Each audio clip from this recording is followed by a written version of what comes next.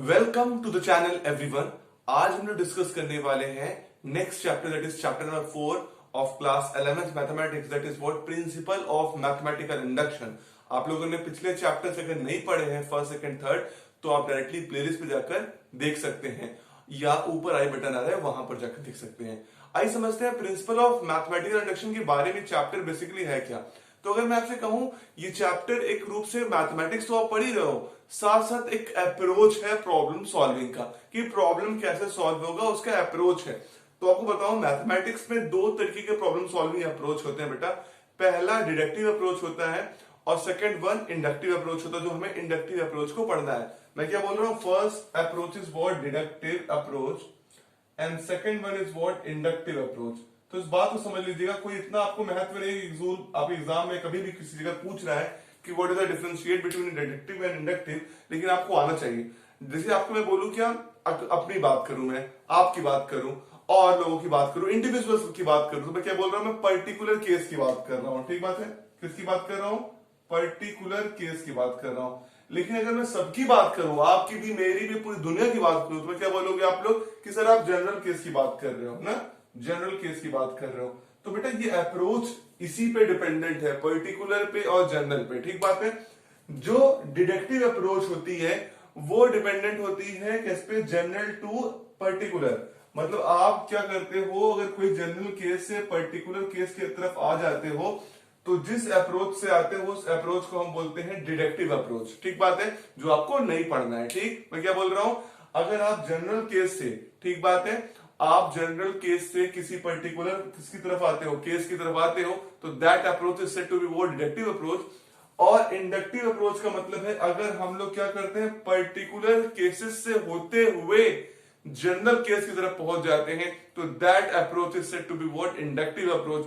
तो mathematical induction में हम लोगों को क्या पढ़ना है, इंडक्टिव अप्रोच ही पढ़ना है। और इंडक्टिव अप्रोच का मतलब है कि पर्टिकुलर केसेस से हम जनरलाइज केसेस की तरफ चलेंगे। और दूसरी बात, आपको जो यहां पे पढ़ना है ना प्रिंसिपल ऑफ मैथमेटिकल इंडक्शन में, तो आप मैथमेटिक्स की चीजें पढ़ोगे तो मैथमेटिक्स में क्या है, फॉर्मूला चीजें। जैसे आप लोग जितना फॉर्मूला पढ़े हैं, जितने भी पर्टिकुलर चीजें पढ़ी है कि इसका एग्जैक्टली ये डेफिनेशन होगा, तो इस फॉर्मूले से आप सॉल्व कर लीजिए। तो जितने फॉर्मूले पढ़े हैं सभी फॉर्मूलेस का प्रूफ तो कर नहीं पाएंगे आप, कि प्रूफ करेंगे ऐसे ऐसे लगातार ना, तो उस फॉर्मूले की करेक्टनेस, कि कितना करेक्ट है फॉर्मूला, तो ये principal of mathematical induction approach से आपको बताएगा कि वो फॉर्मूला करेक्ट है कि नहीं करेक्ट है। ठीक बात है। तो बेसिकली जितने भी करेक्ट फॉर्मूले होंगे वही आपको क्या करना है, इंडक्शन मेथड से प्रूव करना पड़ता है कि वो करेक्ट है कि नहीं।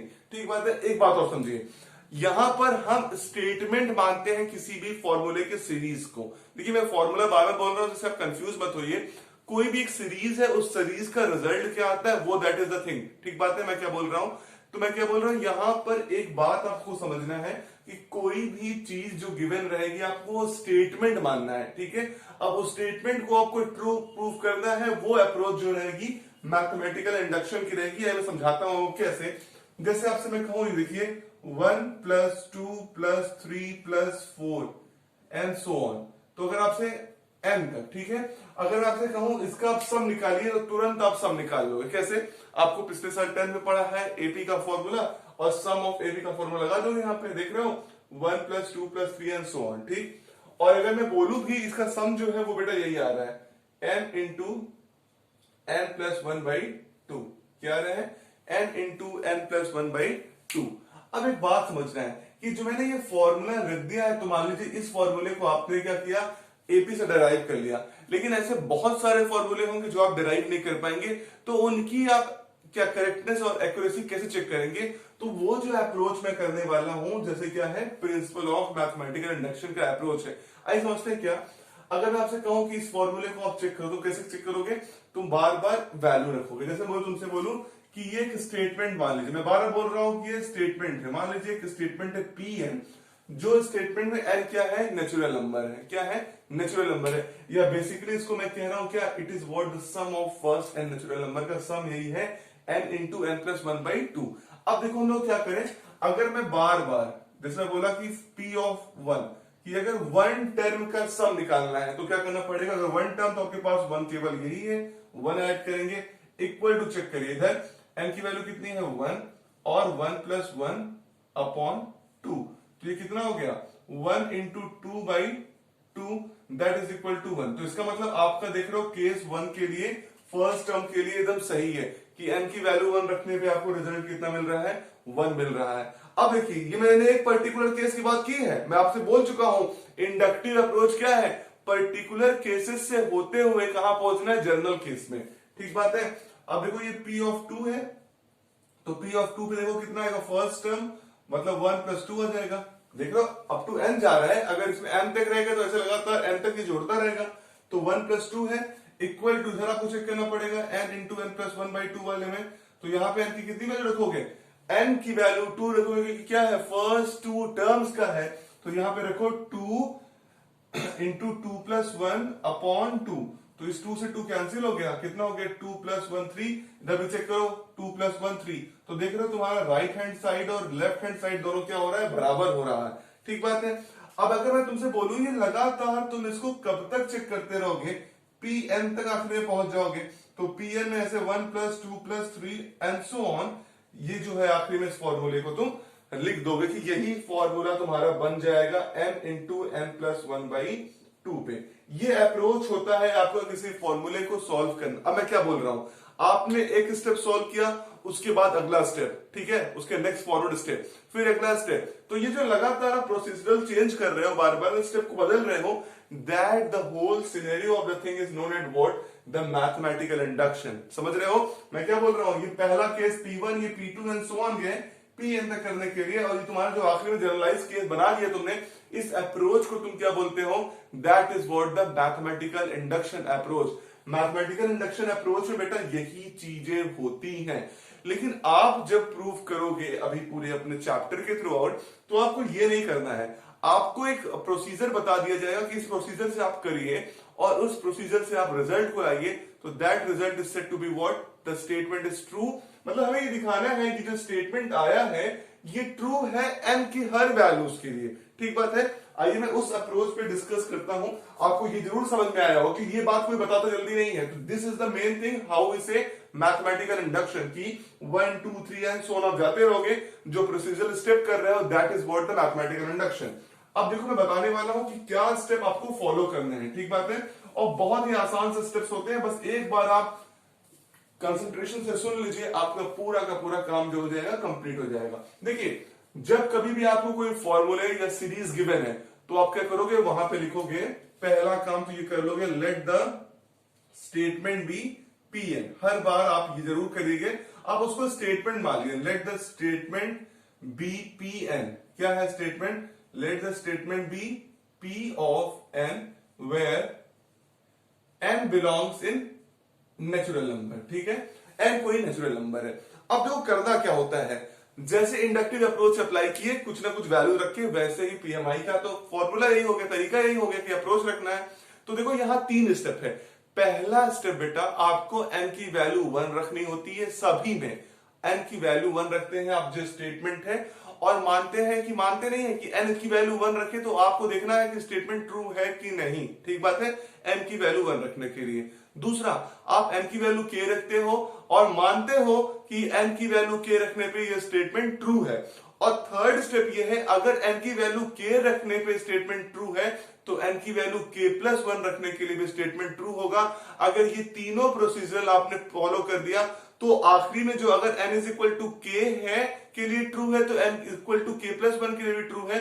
तो ये जो अप्रोच है आप इसे कह दोगे कि मैथमेटिकल इंडक्शन वे से ये क्या है, स्टेटमेंट पूरा ट्रू होगा for every n belong in this particular natural number. अब देखो कैसे करता हूं, मैंने क्या बोला, पहला statement, then the statement is true for, ये ट्रू, इसको सपोज नहीं करना, ये कंफर्म ट्रू होना चाहिए। The statement is true for n is equal to 1, that is P of 1 is true, ठीक बात है। आपके पास जो भी, अभी मैं इसी क्वेश्चन को सॉल्व करा दूंगा और एक क्वेश्चन और सॉल्व करा दूंगा ताकि आपका कॉन्सेप्ट इसके रिगार्डिंग एकदम क्लियर हो जाए। तो अभी जो मैं बता रहा हूं बस समझिए, the statement is true for n is equal to 1, that is P of 1 is true. आपको यह मानना पड़ेगा कि स्टेटमेंट जो है वो P ऑफ 1 के लिए ट्रू है, और जो n की वैल्यू 1 रख रहे हैं ट्रू आ रहा है। दूसरा स्टेटमेंट आपको अज्यूम करना पड़ेगा, let us assume that the statement P of n is true for n is equal to k। ठीक बात है। आपका जो स्टेटमेंट है आप अज्यूम करोगे, let us assume that the statement Pn is true for n is equal to k।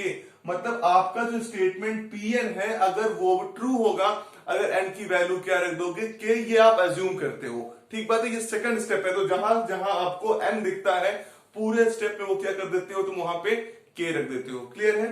Third step सबसे important statement होता है, if the statement is true for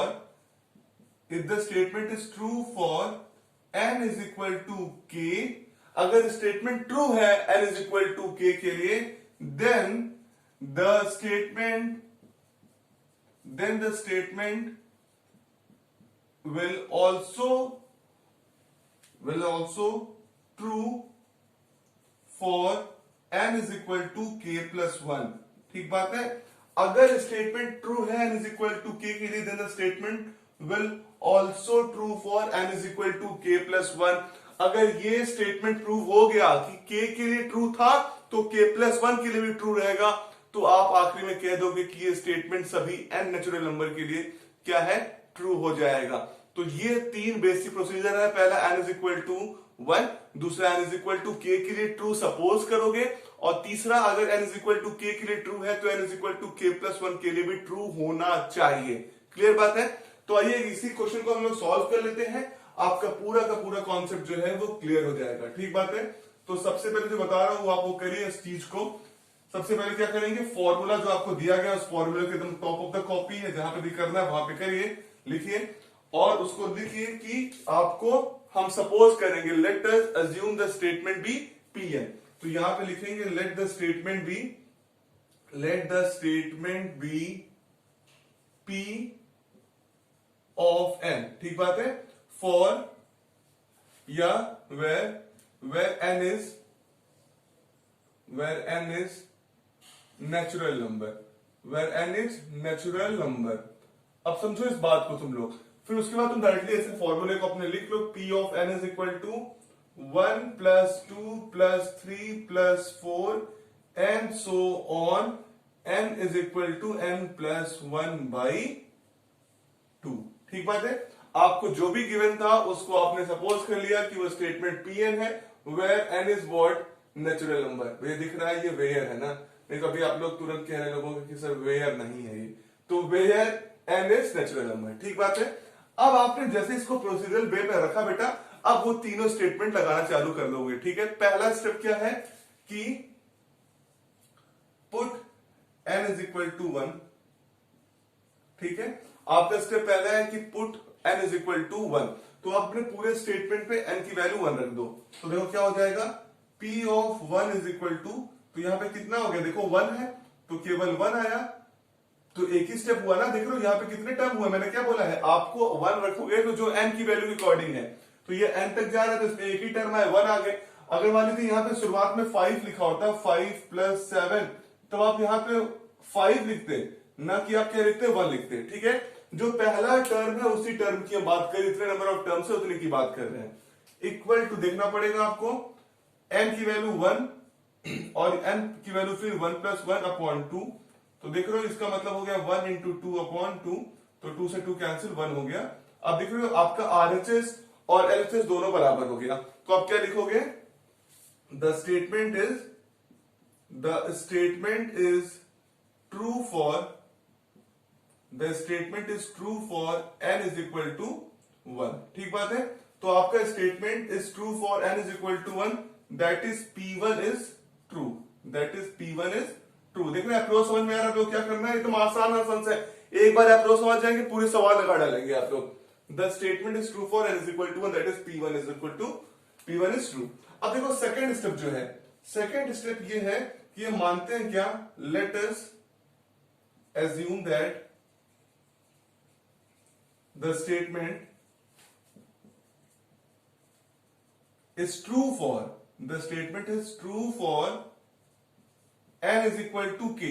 आप ये अज्यूम करोगे कि आपका जो स्टेटमेंट है वो n is equal to k के लिए भी ट्रू रहेगा। Late us assume that the statement is true for n is equal to k। तो आप वहां पे जहां जहां आपके स्टेटमेंट पे n है वहां वहां k रख दो और वो तुम्हारा स्टेटमेंट क्या हो जाएगा, ट्रू। देखो बहुत महत्वपूर्ण बात है ये। तो p ऑफ k हो गया, तो आप यहां पे लिख सकते हो 1 + 2 + 3 एंड सो ऑन k। जहां पे n है वहां पे क्या हो गया, k हो गया is equal to k into k plus 1 by 2। क्या हो गया, k into k plus 1 by 2। देखो 1 + 2 + 3 and so on k is equal to k into k plus 1 by 2। Clear बात है आप लोगों को? जब समझ लो इस बात को, एकदम कंफर्मिटी से समझ लो। ये सेकंड स्टेप था। फिर मैंने क्या बोला था, थर्ड स्टेप में वो प्रूफ करने हैं। अगर वो n is equal to k के लिए ट्रू है तो n is equal to k plus 1 के लिए भी ट्रू होना चाहिए। और अगर n is equal to k plus 1 के लिए ट्रू हो जाएगा तो आप कह दोगे कि ये सभी n के लिए ट्रू है। तो अगर आपसे मैं पूछूं या आपसे बताऊं कि ये चीज कैसे आप कर पाओगे, तो बेटा बहुत आसान चीज है, बस इस बार तुम समझ जाओ कि कैसे n is equal to k plus 1 के लिए हम प्रूव करते हैं, तो अब कहानी कंप्लीट हो जाएगा। एक बात मैं तुम्हें बताऊं, थोड़ा इसको रफ में करूंगा अभी, तो समझो इस बात को। जब तुम्हें k is equal to k plus 1 के लिए प्रूव करना होता है, समझो, जब तुम्हें k is equal to k plus 1 के लिए प्रूव करना होता है तो तुम्हें आरएचएस में कुछ भी यूज नहीं करना होता है। और k is equal to k plus 1 का मतलब है आपके k टर्म तो यहीं तक थे, एक टर्म तुम और जोड़ लोगे हर में। इसी क्वेश्चन में नहीं, जितने भी क्वेश्चन होंगे हर क्वेश्चन में k तक तुम्हारे पास टर्म रहेंगे। तो k प्लस 1 का मतलब है एक next term, k plus 1 term है ना। जैसे बोलोगे कि 50 टर्म थे तो k प्लस 1 टर्म कितना हो जाएगा, 51 टर्म हो जाएगा। तो ये k के बाद एक टर्म और जुड़ेगा k प्लस 1। तो उसमें आप लेफ्ट हैंड साइड को सॉल्व करोगे और लाओगे क्या, राइट हैंड साइड। अब देखो राइट हैंड साइड में क्या आना चाहिए, देखो राइट हैंड साइड में तुम्हारा जो आएगा बस कुछ नहीं, जहां जहां तुम्हारा n है वहां वहां k प्लस 1 आ जाएगा। जैसे जहां जहां k है वहां पर k प्लस 1 आ जाएगा। अगर वो आ जाएगा तो तुम्हारा आंसर k प्लस 1 के लिए भी सेटिस्फाई हो जाएगा, अगर वो k के लिए सेटिस्फाई है। जैसे इस क्वेश्चन को देखें तो क्या आना चाहिए आखिरी में, n की जगह k प्लस 1, तो k प्लस 1 आना चाहिए, इंटू n की जगह रखो क्या, k प्लस 1 और प्लस 1 और अपॉन 2। तो k plus 1 into k plus 2 upon 2। तो अगर तुम्हारा रिजल्ट आखिरी में तुम ये k प्लस 1 के लिए स्टेटमेंट को प्रूव कर रहे हो और प्रूव करते हुए तुम्हारा ये स्टेटमेंट आखिरी में ये आ गया, तो तुम कह दोगे कि तुम्हारा जो बेटा क्या है, आपका स्टेटमेंट अगर n इक्वल टू k के लिए ट्रू था तो n is equal to k plus 1 के लिए भी ट्रू रहेगा। ठीक बात है। तो मैं इसको थोड़ा रफ करता हूं, आप इस बात को समझिए, बहुत इंपॉर्टेंट बात है ये। अगर आप समझ गए होंगे अभी मैं जो बोला हूं, क्या बोला हूं जो अभी, कि आपको आखिरी में क्या लाना है, तो आखिरी में याद रखिए जो आरएचएस में रहे, जो राइट हैंड साइड में रहे, उसमें k को k प्लस 1 से रिप्लेस कर दो, या n को तुम्हें जो समझ में आए n is equal to k plus 1 से रिप्लेस कर दो और लिख लो। अगर तुम्हें यही आंसर को लाना है, अगर यही आंसर तुम्हारा आ गया तो तुम्हारा स्टेटमेंट 100% सही हो जाएगा। देखो तुम्हारे पास अब क्या कह रहे हैं, step 3 for n is equal to k plus 1। ठीक है, तो देखो k तक तो यही टर्म है, मतलब 1 plus 2 plus 3 plus 4 and so on k। ठीक बात है, ये k टर्म था। एक टर्म और जुड़ा, कौन सा, k प्लस 1, तो ये हो गया k प्लस 1। समझ पा रहे हो? अब आपको कुछ नहीं करना है, आरएचएस में कुछ लिखना है ना, आपको इसी एलएचएस से आपको ये प्रूव करना है कि आरएचएस का जो रिजल्ट है उसके बराबर ये आ जा रहा है k प्लस 1 के लिए। समझ पा रहे हो इस बात में क्या बोल रहा हूं? बहुत ध्यान रखो, समझो। मैंने k तक लिखा बेटा और k प्लस 1 क्यों जोड़ा, क्योंकि k प्लस 1 एक टर्म और बढ़ गया। n is equal to k plus 1 है ना, n की वैल्यू k प्लस 1 है, तो आखिरी वैल्यू k प्लस 1 हुई, तो k प्लस 1 से पहले की वैल्यू कौन रही होगी, k रहेगी ना। समझ पा रहे हो कि नहीं? अगर n की वैल्यू k प्लस 1 हुई है बेटा तो n की वैल्यू k प्लस 1 थी, तो k प्लस 1 से पहले क्या है रहेगा, k रहेगा, k से पहले क्या रहेगा, k माइनस 1 रहेगा। ठीक बात है। अब ध्यान पूर्वक समझो, आपको हमेशा जो k तक की वैल्यू रहेगी वो हर क्वेश्चन में पता रहेगी स्टेप 2 से। ठीक बात है, मैं क्या बोल रहा हूं, आपको हर क्वेश्चन में स्टेप 2 से k तक की वैल्यू पता रहेगी। देखो 1 plus 2 plus 3 and so on k तक की वैल्यू आपको पता रहेगी और आपको k प्लस 1 टर्म का यूज करके इस रिजल्ट को लाना है। अगर ये रिजल्ट आपका आ गया तो आपका पूरा कहानी कंप्लीट। समझ पा रहे हो मैं क्या बोल रहा हूं? आपको सेकेंड स्टेप से के तक की वैल्यू जहां तक है, के तक की वैल्यू हर क्वेश्चन में पता रहेगी, के प्लस वन टर्म का यूज करना होगा और यूज करके आपको आरएचएस में के बराबर, क्योंकि आरएचएस में यही रिजल्ट आया है, ठीक है। अगर आपका एलएचएस में ये रिजल्ट आ गया जो आप प्रूव कर रहे हो, तो आप कह दोगे n इज इक्वल टू के प्लस वन के लिए भी ट्रू है। कब? अगर n इज इक्वल टू के लिए ट्रू है। तो देखो 1 plus 2 plus 3 plus 4 and so on, के तक की वैल्यू कितनी है? के इंटू के प्लस वन अपॉन टू, ठीक बात है, प्लस के प्लस वन, प्लस के प्लस वन। अब मैं आपका स्टेप 2 हटा दे रहा हूं क्योंकि आपको एकदम समझ में आ चुका है, ये हटा दिया। अब हमें लाना है, तो देखो ये कितना हो गया, के इंटू, ये देखो इसको लिख सकते हैं के स्क्वायर प्लस के प्लस एलसीएम लोगे कितना हो जाएगा 2, यहां कितना जाएगा 2k प्लस 2। बोलो डाउट है किसी को? क्या किया, 2 का एलसीएम नहीं तो 2 मल्टीप्लाई होगा 2k प्लस 1 में, तो 2k हो गया प्लस 2 हो गया। अभी देखो ये कितना हो गया, के स्क्वायर प्लस के हो गया, कंफर्म। अब देखो सो क्या लिख सकते हैं, के स्क्वायर प्लस के plus 2k 3k plus 2 upon 2, ठीक बात है। लाना रिजल्ट ये है, अगर ये रिजल्ट आ गया तो सही है। आओ सॉल्व करते हैं, मैं इधर सॉल्व कर रहा हूं, के स्क्वायर प्लस 3k प्लस 2, तो क्या करना पड़ेगा, फैक्टराइजेशन। तो मल्टीप्लाई करने पे 2, ऐड करने पे 3, तो क्या होगा, के square plus 2k plus k plus 2। तो देखो क्या हो जाएगा, k कॉमन लो यहां से, तो k प्लस 2 हो गया, यहां से कॉमन लो कितना 1, तो k प्लस 2 हो गया। समझ पा रहे हो, k प्लस 2 हो गया, साथ लिखो तो k प्लस 2 हो गया इंटू k प्लस 1 हो गया, k प्लस 2 k प्लस 1। तो बेसिकली जो k square plus 3k plus 2 है उसको हम क्या लिख सकते हैं, k plus 2 into k plus 1। तो बेटा इसको लिख देते हैं k plus 1 into k plus 2 upon 2। देखो क्या यही आरएचएस में लाना था, क्या यही लाना था, और आरएचएस में रिजल्ट ऐसे था, देखो n into n plus 1 by 2, तो तुम्हारा देखो यही है। अगर तुम चाहो इसको थोड़ा मन से तो k प्लस 1 लिख लो, और ऐसे n की जगह k प्लस 1 अपॉन 2 लिख लो। तो आपका जो अप्रोच है यही अप्रोच है, देख लो k प्लस 1 इंटू के प्लस 2 अपॉन 2 आया, यही तो आरएचएस में लाना था, यही तो k प्लस 1 के लिए होना था, तो हो गया। इसका मतलब ये आपका स्टेटमेंट क्या है, then the statement for k plus 1 is true when the statement when it is true for n is equal to k, ठीक है। then the statement, या 10 लिख सकते हो, thus the statement is true for, thus the statement, इतना कोई requirement नहीं, आपने ये ला दिया तो काम हो गया। thus the statement is true for all n belongs in natural number। तो ये स्टेटमेंट ट्रू है जितने भी n बिलोंग करते हैं नेचुरल नंबर में। तो याद रखिएगा, step 1 n is equal to 1, step 2 n equal to k, step 3 n is equal to k plus 1। लेकिन जो रिजल्ट लाना है बेटा, वो आप पहले ही k plus 1 into k plus 2 रख लो। मत समझ रहे हो, जहां जहां n है आरएचएस में वहां पे n की जगह k प्लस 1 रख लो, और जो आंसर आ रहा है वही आंसर आपको एलएचएस को सॉल्व करके लाना है। अगर वही आंसर आ गया तो आपका क्या हो जाएगा, आप ये प्रूव कर लोगे कि जब भी k सही होगा तब तब k प्लस 1 सही होगा। समझ पा रहे हो, और जब जब k प्लस 1 सही होगा तो हर वैल्यू के लिए n के लिए पूरा स्टेटमेंट pn जो रहेगा वो ट्रू रहेगा। और यही अप्रोच है प्रिंसिपल ऑफ मैथमेटिकल इंडक्शन। तो बेटा इस वीडियो को हम लोग यही कंप्लीट करते हैं। अगले